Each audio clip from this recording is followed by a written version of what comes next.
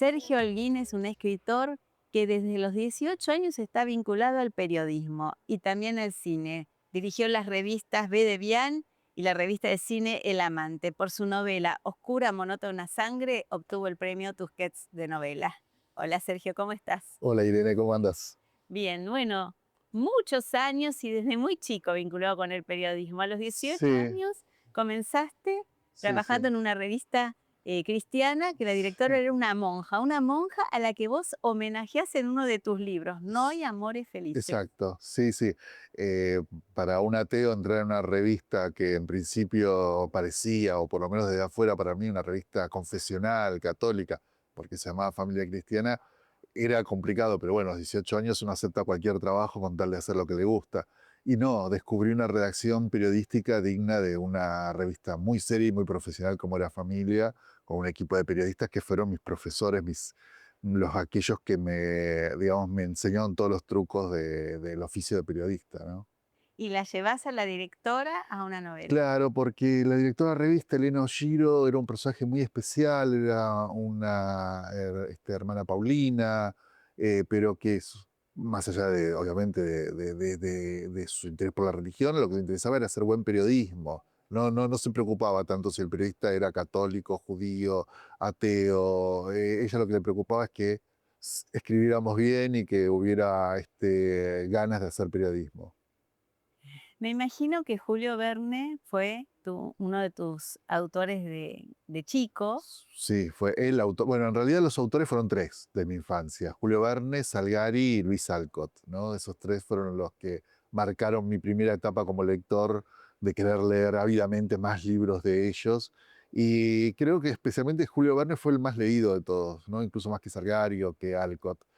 Marcó mucho, sí, esas primeras Y lecturas. ahora, hace poco, le Sí, dedicaste un libro, Los últimos días de Julio Verne, donde contás una historia y una personalidad de Verne que seguramente en esa época no conocías cuando lo leías, un no. poco oscura. Sí, bueno, la vida de Julio Verne es una vida muy distinta a la de sus novelas, ¿no? No podría ser una novela de Julio Verne la vida de él, más allá de que hay momentos de aventuras y hay viajes, algo que mucho no se conocía en las primeras biografías que aparecieron, pero a fines del siglo pasado, del siglo XX, aparecieron algunas biografías donde mostraban zonas más oscuras de Julio Verne, que fueron las que a mí más me interesaron para convertirlo en un personaje literario. Una pésima relación con el hijo Exacto. Michel, un sobrino que le dispara 2 tiros y Sí, termina en un manicomio. Son dos cuestiones que pasaron en efecto exacto, sí, sí, y sí, que vos sí. las llevas al libro. Claro, y si querés agregarle un hermano, que al papá de Gastón, Paul Verne,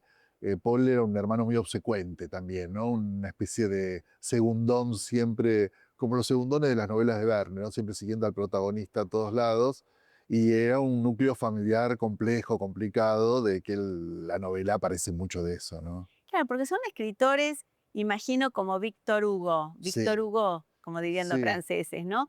Que generaban fenómenos populares en esa época, porque la sí, lectura era muy, la gente leía y seguía a nivel de folletín, o sea, aparecían muchos claro, libros, aparecían en los diarios, la gente seguía las historias, después compraba el libro, o fenómenos como Verdi también en la música, claro. que no eran lo culto, lo reservado para un grupo, No, no. sino fenómenos populares. Y entonces esas personas eran como las grandes estrellas de ahora. Sí, en el caso de Julio Verne era un escritor de la familia, ¿no? Se leían como vos decís, en folletines a lo largo del año, y ese mismo libro después se compraba en formato papel, digamos, ya el libro impreso, eh, y era la misma novela que habían estado leyendo en folletín, pero todas las casas tenían los libros de Verne que los seguían leyendo.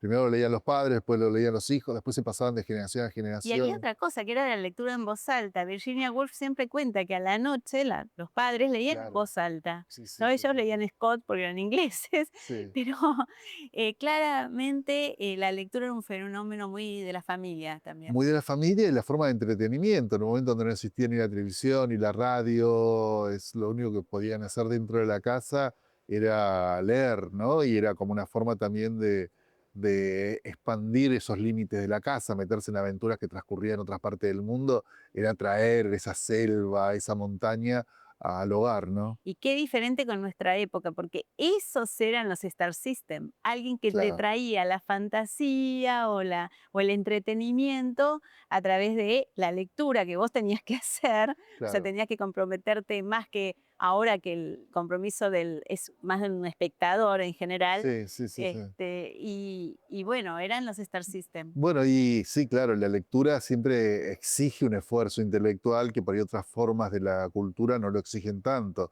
Así que esos lectores que tal vez tuvieran solo una escuela primaria, sin embargo eran muy buenos lectores, leían libros, leían novelas de aventuras, después había una literatura más intelectual, si querés, para un público con otro perfil, pero el caso de Julio Verne era un escritor que además sobrevivía a las traducciones, en que incluso se traducía el nombre, como nosotros lo conocemos como Julio, pero en realidad se llama Jules, y en Italia lo conocen como Giulio. Entonces, cada país iba cambiando, traduciendo su nombre, y sus novelas se publicaban en Estados Unidos, en toda Europa, en América Latina, en español.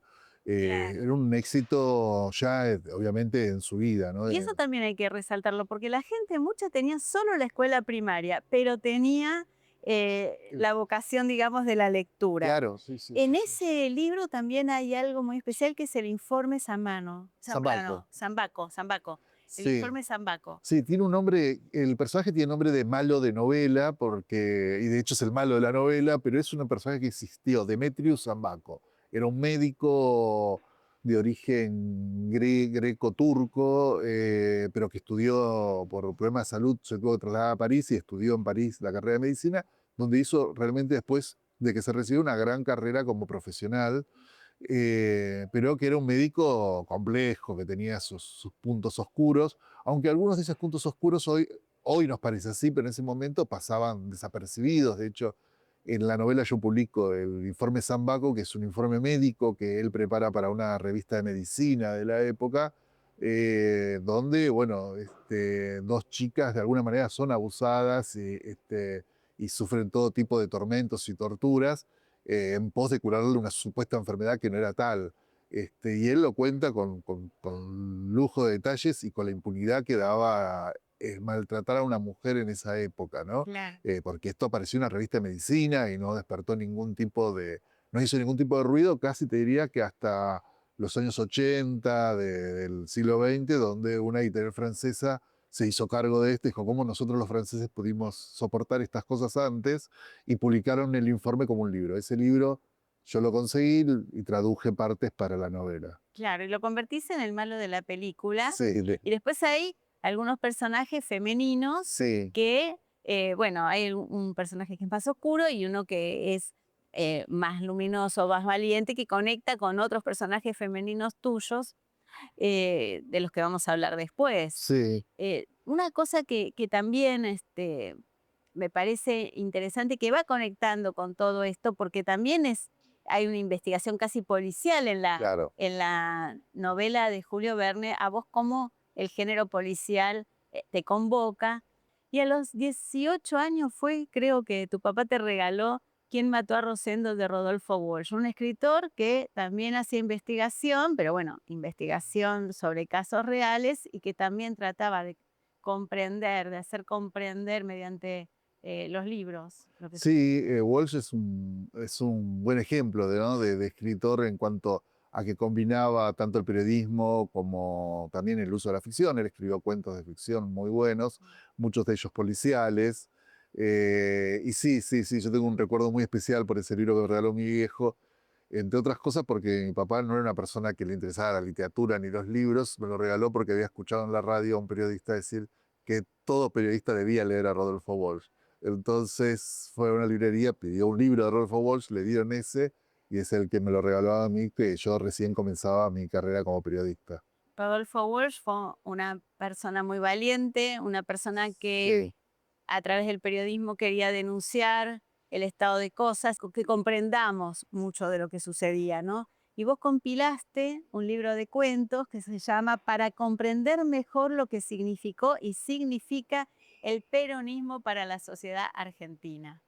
sí, en realidad el libro se llama Perón Vuelve, es un libro de cuentos sobre el peronismo, ¿no? Porque el peronismo es un tema que uno no piensa que está vinculado con la literatura y sin embargo hay muchos escritores que han escrito cuentos que toman el tema del peronismo, pero como en general son cuentos que están dispersos en distintos libros, con Gabriela Franco preparamos una antología de cuentos que tiene muy buen nivel literario y que además pone, digamos, un tema tan polémico como es el peronismo merecía, digamos, tener también su libro de ficción, ¿no? Claro, Gabriela Franco es una gran editora, Es mi también editora, poeta, es una excelente poeta y es la editora de todos mis libros. todos. Sí, de Lanús para aquí, salvo dos de mis libros juveniles, el resto los editó, todas las novelas de adultos, todo las editó Gabriela Franco, que ya, digamos, conoce mejor mis libros que yo, indudablemente, y conoce mejor que yo lo que quiero hacer, ¿no? Qué Es bueno. genial. Cuando uno encuentra un editor con quien trabajar a lo largo de los años, es una bendición que no siempre ocurre y yo tuve la suerte. Y esto de para comprender este fenómeno complejo que es el peronismo, ¿no? Y que divide tanto también a la sociedad argentina, Sí, ¿no? Somos una sociedad que siempre está como muy dividida, o sea, las divisiones en otras sociedades también se dan, ¿no? Pero acá sí. es muy clara esa división. Sí, yo siempre digo que todos los problemas de la Argentina empezaron con una fuerza que nació el 17 de octubre de 1945, que es el antiperonismo. ¿Sí?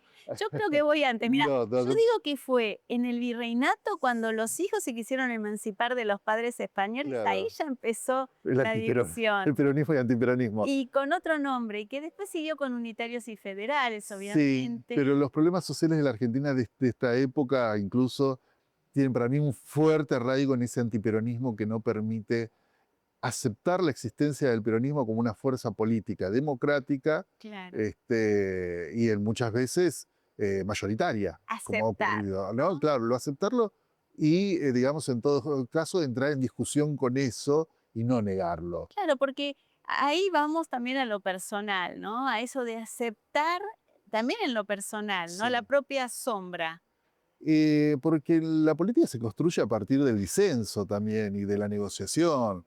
Eh, Acá, digamos, ha habido siempre históricamente primero un antiperonismo, que ahora se ha convertido más en un antikirchnerismo, en un momento en que ciertos sectores del peronismo se acercan más a fuerzas liberales o de derecha, ese peronismo es aceptado más comúnmente. Pasó con Menem, pasa con varios gobernadores de la Argentina del interior, sobre todo algunos del norte. Entonces, pero siempre hay una fuerza que, como te digo, fue peronismo, fue kirchnerismo y el día de mañana tal vez tenga otro nombre. Tenemos que hacer terapia de grupo, grande. Sí, yo Una creo que terapia grande de grupo sí, sí, para sí, poder sí. aceptar las diferencias y Eh, poder dialogarlas. sí, además me parece que necesitamos tener también una mirada más abierta hacia a todo el espectro político. Y eso Claro. también es responsabilidad de los dirigentes, porque la gente no hace las cosas solo también porque se les ocurre, a los dirigentes y los periodistas, ¿no? Sí, totalmente.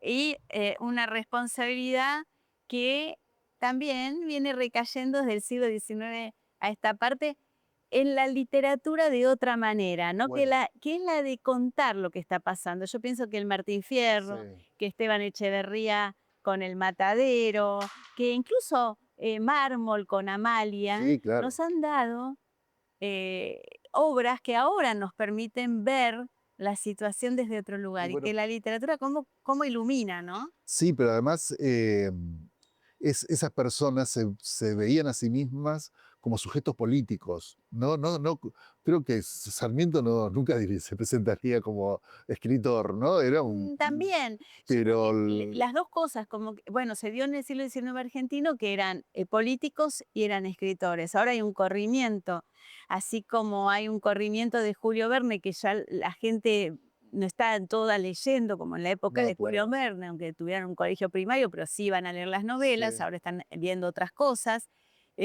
Hay un corrimiento también del político, que ya no es el político intelectual o escritor como el que teníamos en otra sí, época, sí, sí, pero sí. los escritores se han corrido un poco del stand system, pero no de esa vocación por contar la realidad todo el tiempo. Y yo creo Exacto. que vos en tus novelas, sobre todo voy a hablar ahora de las novelas que tienen como protagonista a Verónica Rosenthal, lo hacen, ¿no? Vos de alguna manera, a ver, imaginemos, ahora como vemos una novela Sí, del siglo XIX o El matadero de Echeverría, sí, yo creo que en 100 años se podrán ver las policiales, novelas como la tuya, sí. que están hablando de la sociedad de nuestro tiempo. Sí, uno a veces lo hace inconscientemente, no hay un plan, ¿no? Yo no, al menos yo no tengo un plan de querer reflejar mi época. Perdón, ¿no? Porque si Sí, tenés un plan se le toma además, en claro, ese sentido, un plan de, sí. en ese sentido, Sí, sí, ¿no? sí, Sí. sí. Me parece que no hay que traficar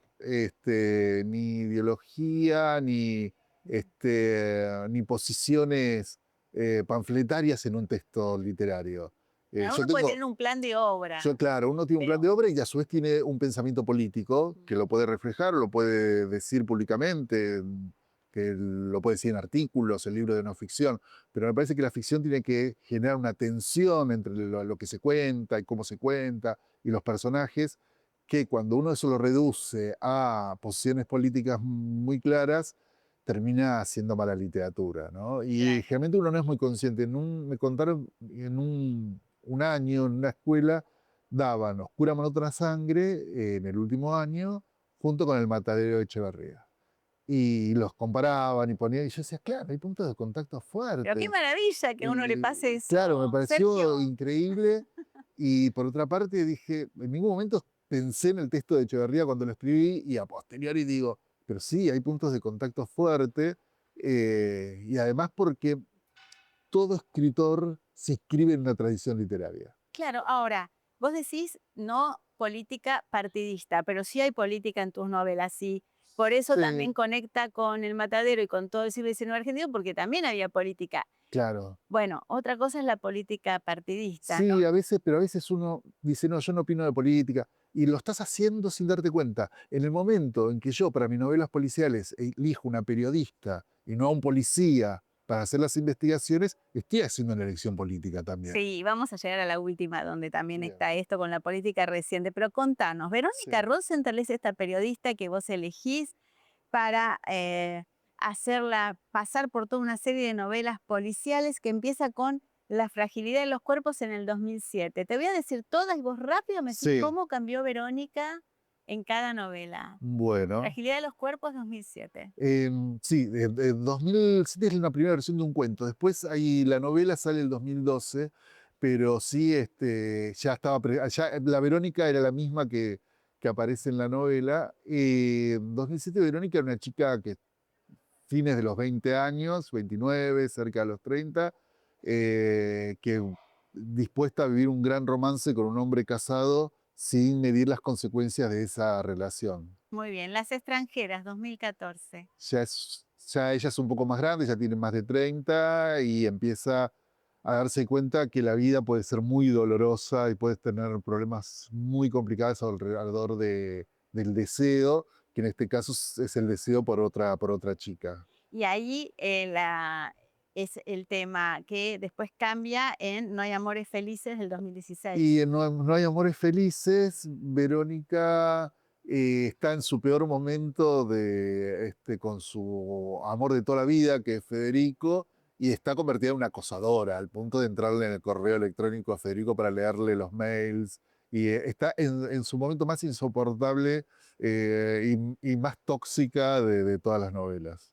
La mejor enemiga 2021. Y en La mejor enemiga, Verónica es una persona que ya tiene 30 y picos largos, todavía le falta para llegar a los 40, pero ya pasó los 35. Está muy enganchada con Federico y acá es Federico el que parece menos enganchado que ella. Y ella se ha convertido en una persona mucho más reflexiva, más tranquila, no hace las locuras que hizo en la novela anterior. Y a todo esto van pasando temas policiales, ¿no? Exacto, Como sí, desaparición de chicas en las sí. extranjeras, como, Sí, bueno, sí, sí. otros temas. Sí, sí, la fragilidad, el abuso que hacen de unos niños que los hacen jugarse la vida arriba de las vías de los trenes. La extranjera es una versión libre del asesinato de las turistas francesas en el norte argentino. No hay amores felices también tiene su propia trama policial. La mejor enemiga conecta ya con una trama internacional que tiene que ver con lo que ocurre en Palestina. Así que sí, van cambiando los casos y siempre Verónica está en el medio. Media Verónica, ¿qué título? Acá llegamos Sí. a otra etapa de Verónica que es una etapa de una Verónica madura donde su gran amor ya no lo tiene cerca porque, bueno, Porque está va por ser padre con otra. con otra y a ella se le está muriendo el padre, está en Sí, etapa de duelo por este padre Aarón Rosenthal, que es un abogado que comenzó a hacer su carrera en los años 70 y ella de pronto se encuentra con el pasado del padre. sí, sí, sí. Ahí, a mí me interesaba mucho la relación, el vínculo entre Verónica y su padre, que está presente desde la fragilidad, desde un lugar de conflicto y a su vez de respeto y admiración mutuo, pero siempre desde el conflicto del que se creían muy distintos. O sea, Verónica considera a su padre como una persona muy distinta. En esta última etapa de la vida de Aarón, donde tiene una enfermedad terminal, Verónica descubre que en realidad su padre se parece mucho más a ella de lo que ella pensaba. Bueno, yo leí en una entrevista que Sí, Verónica se parece a Woody Allen en el sentido que es, además de judía, alguien que sufre todo el tiempo por amor. Pero a diferencia de los personajes de Woody Allen, que en general son temerosos, Verónica no tiene miedo. es, Y se encuentra en el pasado de su padre con una mujer que fue de la sociedad argentina, sí, que cambió, o sea, que la dan por muerta en sí, la sí, sí. etapa de la dictadura y con esta situación de la relación con el padre, ¿no? Sí. Y se manda ahí a investigar. Sí, por un lado coincido con esa idea de una Verónica Woody Allenesca, chica judía metiéndose en problemas por cuestiones amorosas, pero obviamente que cuando da un paso adelante tiene que ver ya con causas, con problemas de tipo policial. En este caso, el hecho de descubrir que su padre había tenido una doble vida en una época de su vida, este, y, con el que tuvo un amante, y que ese amante contrariamente a lo que podía imaginarse de su padre, una persona vinculada con la guerrilla. Además que su padre es un abogado famoso que es supuestamente no politizado, exitoso, y entonces Sí, encuentra que el padre es un tuvo padre que todo. podríamos decir conservador en lo ideológico. Entonces, una persona muy exitosa, con un estudio jurídico muy poderoso, donde Verónica siempre lo ha visto como el padre, no llega a decir que es un fascista, pero sí como un padre muy vinculado a la derecha. Entonces, Verónica, que es una chica mucho más progresista, si se quiere, siempre hubo como un enfrentamiento casi Y hay una ideológico. doble vida, que no es solamente la doble vida del padre, Sí. sino la doble vida social y política de esta chica de alta sociedad que Exacto. había estado vinculada con el padre. Claro, porque por un lado era una chica que participaba de la guerrilla, pero también era hija de una familia tradicional de militares Y eso en es la tremendo Argentina. porque se marca como esa familia expulsa, se acabó el amor, ¿no? Sí, Es como que ahí la división ideológica termina con el amor. sí, El padre está enfermo, hay un montón de personajes súper interesantes y hay un momento donde Verónica llora. sí, Se entera de esta relación del padre y llora, pero no llora solo porque se siente mal ella, porque piensa en la madre, que además esta relación era cuando estaban recién casados los padres, entonces no entiende nada. No, no, llora por todos, y eso me encantó, mira, llora por todos, llora porque estaba cansada de fingir una entereza que no tenía. La vida era definitivamente una mierda. Y es algo sí. que se piensa en esos momentos, después uno, por suerte, pasa la página, Sí, ¿no? Pero ese llorar por todos. claro, porque yo no era el llanto puntual de la muerte cercana de su padre, que es un llanto que la acompaña en realidad durante todo ese tiempo, desde que se entera que su padre no va a sobrevivir, sino que es un llanto por lo que sufrieron también su padre, esa amante, esa separación, lo que tuvo que haber sufrido también su familia. La Y sociedad, la lo que o sea, sufrimos y a su todos. vez el paso del tiempo, que es algo que también uno llora. Uno llora porque se da cuenta que todo pasa y todo se destruye, ¿no? De alguna manera. Y cómo la literatura vuelve, ¿no? Y De- sigue volviendo a un pasado que Sí, hay que seguir trabajando. sí, yo creo que sí. Me parece que la literatura es la que se hace más cargo o el arte, si querés, ¿no? No solo la literatura, el cine, también, no sé, qué sé yo, las series. se hacen cargo de un pasado que no terminó del todo. Sí. Hay que volver a pensarse siempre y a repensarse. Y yo acá te voy a pedir que nos dejes, mira, Sí, cómo no. una firma tuya, algo que parece medio impensado, no te la esperaba, no te conté. Vamos a firmar con el azul Muy bueno. del azul. Tendría que firmar con el azul y amarillo para que sea bien de Boca, pero bueno, voy a firmar con el azul nada más.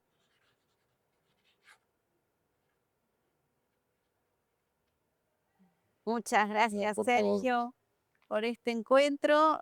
Además, tus libros llevados al cine, bueno, hay muchísimo, series, había muchísimo más para contar y seguramente la vamos a seguir. A ustedes los esperamos la semana que viene porque hay más del Señalador.